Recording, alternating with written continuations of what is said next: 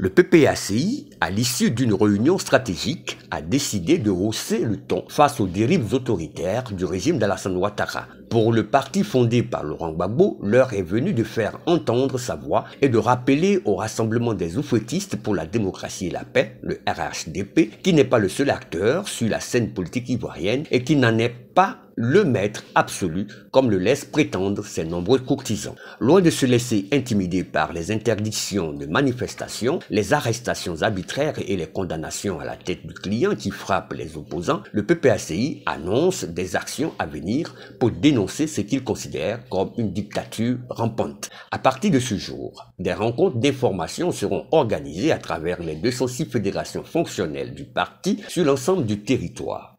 Ces réunions, prévues dans un premier temps à Abidjan et ses environs, s'étendront progressivement aux villes de l'intérieur du pays. Les enjeux sont clairs. L'inscription de Laurent Gbagbo sur la liste électorale, la libération des militants de l'opposition et des membres de la société civile emprisonnés de façon injuste. Ces points seront au cœur des échanges entre les responsables du parti et leurs militants lors de ces rassemblements. Pour les observateurs, cette série d'actions marquera un véritable test de mobilisation pour le PPACI à un moment où le parti s'apprête à fêter ses 3 ans d'existence le 17 octobre.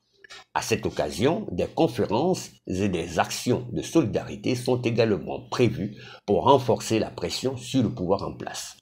Face à ce défi, le PPACI veut clairement marquer son territoire et se positionner comme un acteur incontournable de la vie politique ivoirienne.